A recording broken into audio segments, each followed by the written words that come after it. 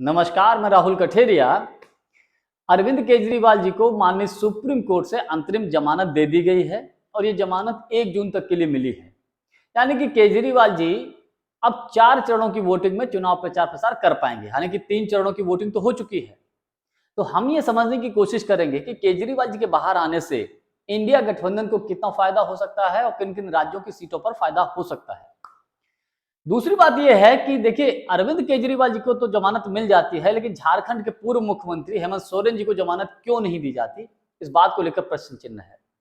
और तीसरी बात, केजरीवाल जी के बाहर आने से भारतीय जनता पार्टी केजरीवाल जी के ऊपर हमलावर हो गई है।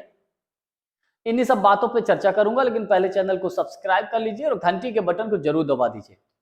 देखिए, केजरीवाल जी को जब जमानत मिल गई है, बाहर आए हैं, तो आज उन्होंने अपना भाषण दिया है और भाषण में वो भारतीय जनता पार्टी के ऊपर हमलावर हो गए। लेकिन एक बात उन्होंने बड़ी अजीबोगरीब बोल दी है। उन्होंने ये कहा है कि देखिए, अगर बीजेपी जीत गई, मोदी जी तीसरी बार प्रधानमंत्री बन गए, तो यूपी के मुख्यमंत्री योगी आदित्यनाथ जी को 2 महीने के भीतर हटा दिया जाएगा।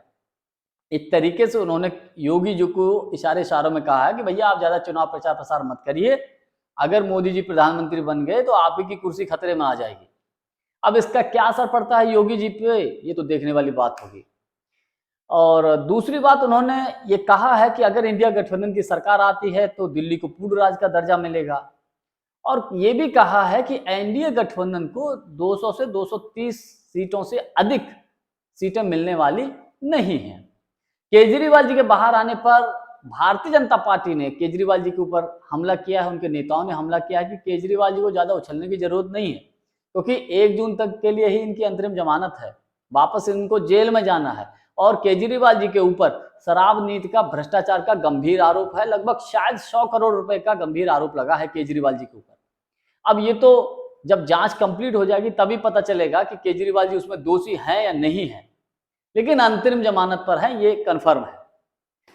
दूसरी बात मैं ये बता दूं कि देखिए, इंडिया गठबंधन के तमाम महारथी, राहुल गांधी जी, तेजस्वी यादव जी, प्रियंका गांधी जी, शरद पवार जी, उद्धव ठाकरे जी, सारे के सारे मोर्चा संभाले हुए थे। लेकिन केजरीवाल जी के आने से कहीं ना कहीं मजबूती मिली है इंडिया गठबंधन को। और दिल्ली की सीटों पर, पंजाब की सीटों पर, हालांकि पंजाब में गठबंधन नहीं है, हरियाणा की सीटों पर, या जहां जहां इंडिया गठबंधन के नेता उनको बुलाएंगे, वो चुनाव प्रचार प्रसार करने के लिए जाएंगे। इससे इंडिया गठबंधन में एकजुटता और सीटों को लेकर बढ़ोतरी होने की पूरी पूरी संभावना है।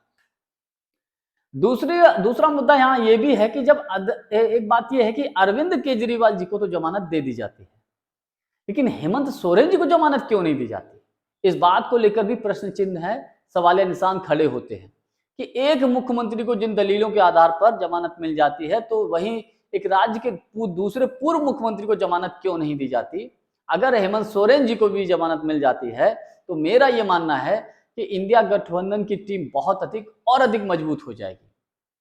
और मैं ये मानता हूं कि जो अभी तक अंदरूनी सर्वे निकलकर सामने आ रहे हैं, जो आंतरिक तौर पर जो रुझान निकल कर आ रहे हैं तीनों ही चरणों के, उनमें इंडिया गठबंधन मजबूत होता हुआ दिखाई पड़ रहा है एनडीए गठबंधन के ऊपर।